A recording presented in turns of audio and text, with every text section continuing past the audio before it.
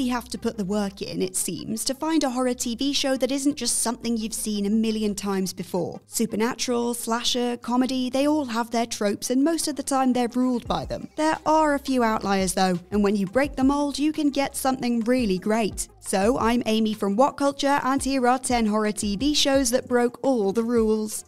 10. Chilling Adventures of Sabrina. It broke the comic curse. It is a rule of life that it's not cool to watch Riverdale. If you say you watch Riverdale, people will laugh at you and they will think you have bad taste. So it was quite stunning actually when The Chilling Adventures of Sabrina came to Netflix and suddenly everyone was all over it with no shame at all. For those that don't know, the two shows are both based on characters from Archie comics, and so they exist in the same universe. They have the same sort of exaggerated, cliched characters and glossy aesthetics, but thanks to some far superior writing and plot, Sabrina managed to break the non-cool rule of Archie comics shows. The trademark aesthetic turned out to work pretty well with a horror twist, really making the instances of gore pop in all their shiny, bloody glory. The characters, whilst somewhat predictable, were fairly interesting and managed to appeal to the teen audiences of Riverdale without alienating adults in the same way. Yeah, it's actually quite impressive if you think about it. 9. Harpers Island. A slasher with no jump scares.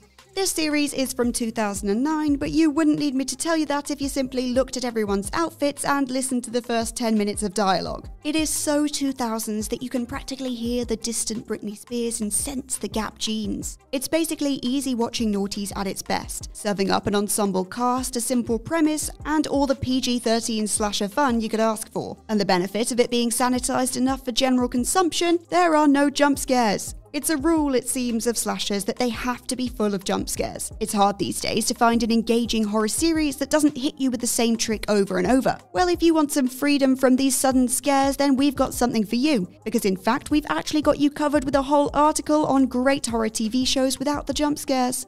8. Dead Set. It's set in our own universe. If you've never thought about it before, take a moment now to realise that most instances of zombie-themed media tend to be set in a universe in which zombies don't exist as a concept. There are no zombie movies or comics in the worlds in which our famous zombie films and TV shows are set, leaving our characters conveniently clueless for when the apocalypse hits. Not the only Charlie Brooker show to make it onto this list, Dead Set takes place in the Big Brother house in a fictional season of the show. Contestants and crew find themselves stuck on the set as the zombie apocalypse breaks out in the wider world, meaning that the Big Brother house is by default turned into their own safe haven. Because the show's characters are familiar with the idea of zombies, the important things like isolating bitten people and destroying the brain of the zombie to kill it are known. These things seem small, but they help hugely when compared to scenarios where characters go in blind. Looking back at it now, the show is rather an uninspired bit of commentary on reality TV and the stupidity of the human race. But if you ignore the Brookerness of it all, then it is at least a different take on the zombie genre, if nothing else.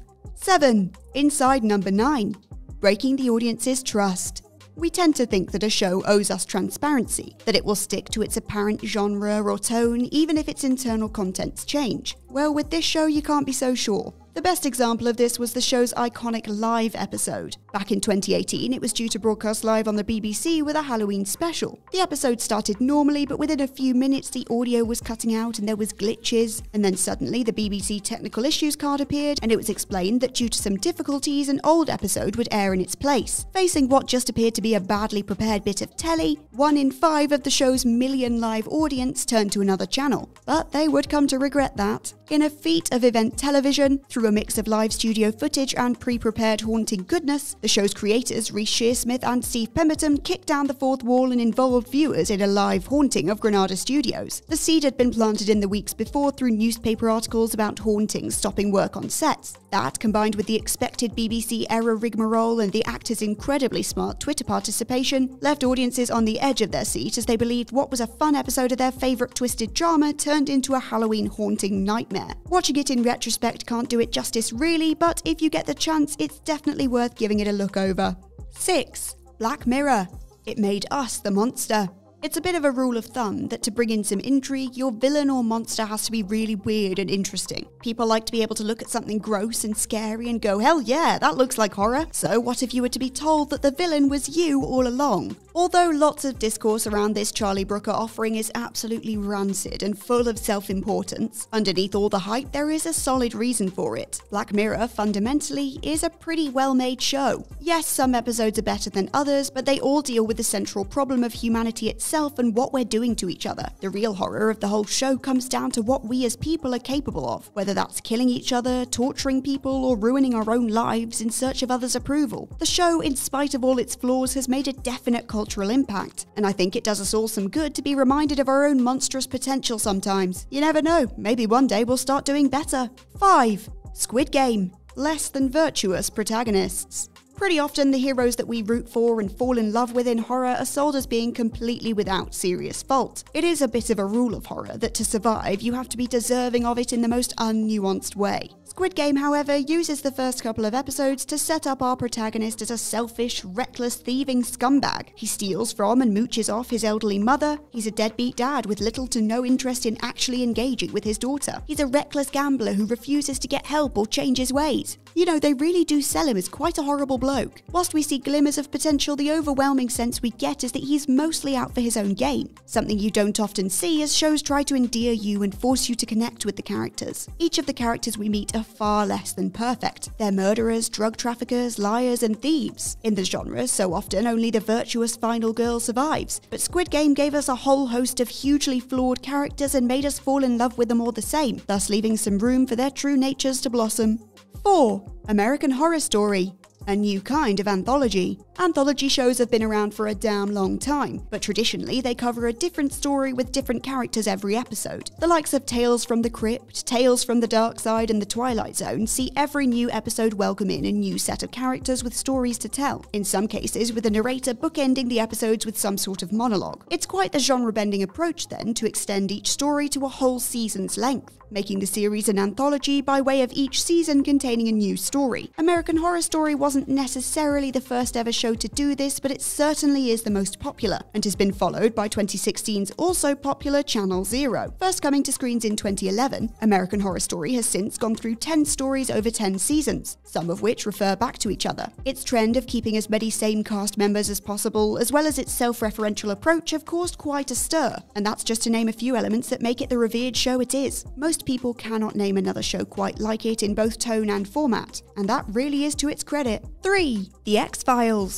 It popularized the myth arc. Shows like Supernatural and Grimm have done remarkably well by working on the myth arc basis. The myth arc generally refers to an overarching mythical storyline that lasts not just one episode but is instead recurring across a whole season or series, and generally the X-Files is largely credited as being the first and most successful show to use this gimmick. This well-loved monster-mashing procedural followed special agent protagonists Fox Mulder and Dana Scully. Working in a department dedicated to old, abandoned cases, the pair encounter all sorts of cryptids, aliens, and miscellaneous monsters, tackling their work with adamant supernatural belief and cold scientific persuasion, respectively. Years later, the show is hailed as one of the most beloved supernatural horror series out there, partially thanks to the memorable performances of its leading duo featuring their ever-thirsted-after Gillian Anderson. Not only do we have them to thank for years of fantastic TV, we also have them to thank for a lot of myth arc-based series that came in their wake. 2. Midnight Mass. Reinventing a classic baddie. Before Squid Game came along and knocked it off its perch, Midnight Mass was the latest of Netflix's offerings to go viral. Set on a small, isolated fishing island, the limited series offered up a twisted story of religious fanaticism intertwined with supernatural horror. All too often, mainstream series rely on what audiences already know. It's sort of a rule that to get your show commissioned, you have to guarantee as much as you can that it'll make money. Because of this, showrunners can get scared to try something new and innovative, so they resort back to tried and tested tropes. Midnight Mass looked at the largely homogenous vampire subgenre, see sexy vampire man meets beautiful non-vampire woman and chaos ensues, and decided to do better, serving us a truly gripping plot with a range of interesting characters. For the most part, the show delivered on every little thing we could have wanted from it. There was romance, tension, fear, and a horrifying monster lurking in the shadows and lurking in the humans too. Oh, and if you weren't yet sold, there's also Raoul Coley, the official horror TV man of everyone's dreams. 1. The Walking Dead. It changed TV's entire apocalypse horror subgenre. It's hard to imagine now a world in which a zombie serial on television was completely groundbreaking. You might be thinking that The Walking Dead is as generic as you can get, but the thing is that when it first came out, it was absolutely the first of its kind. It's generic now because, firstly, it's been running for about 90 years, and secondly, a million other shows have copied it. I mean, they do say imitation is the sincerest form of flattery. It was sort of unheard of at the time for a show to be set after an apocalypse had already happened. It's one thing to have an action-packed series watching the end of the world go on, but another thing entirely to have Andrew Lincoln wake up in a hospital to find the world has fallen whilst he's been in a coma. Once again, the show dashed all our expectations when the hope of a cure was eliminated in the first season, meaning that the classic zombie apocalypse plotline of getting the immune girl to the scientists was out of the question. With its interesting characters, great writing, and completely new setting and premise, it's no wonder that The Walking Dead rose to fame with its first few seasons. Even if it's gone downhill in the years since, it at least inspired a whole lot more zombie TV in its wake. And with that, we've reached the end of this list of 10 horror TV shows that broke all the rules. Let us know which one of these is your favourite in the comments below, and remember to check out whatculture.com for more lists and articles like this every single day. As always, I've been Amy from What Culture, and I'll catch you next time.